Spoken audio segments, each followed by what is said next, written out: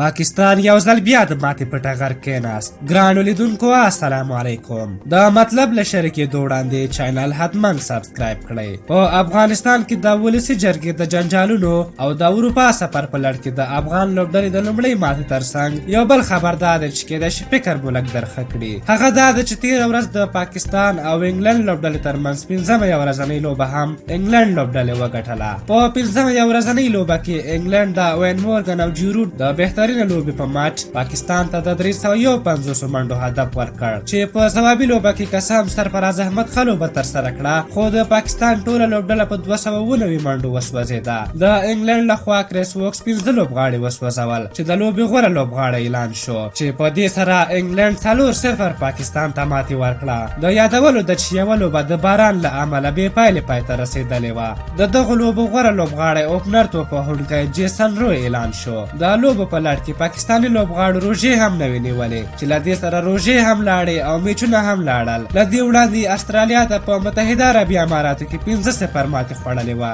د یادونې وړ ده چې په وروستیو 20 لوبو کې پاکستان 14 لوبې بایللې او 4 لوبې یې ګټلې او نړیوال جام کې به په ډېر ټیټ مورال سره ګډون وکړي. د یادونې وړ ده چې راتلونکي جمعه د روانې سوي کال د مې په 24 به افغانستان او پاکستان په برسټول کې ماسپښین 2:30 د سیالۍ ډګر ته ووځي، چې د سټار سپورټس په شمول له ګڼو نړیوالو تلویزیونونو ترڅنګ د افغانستان د ملي تلویزیون او وطن تلویزیون له لارې په ژوندۍ بڼه خپرې شي. تاسو د افغانستان او پاکستان د لوبې په هکله څه نظر لرئ؟ آیا افغان لوبډله به وکولی شي پاکستان لوبډلې ته ماتې ورکړي؟ خپل نظر مو راته په کومنټ کې ولیکئ. که زموږ دغه ویډیو مو خوښه شوې وي ضروري لایک کړئ. تر بلې ویډیو مو په یو بخښونکي خدای سپارم. د الله په امان.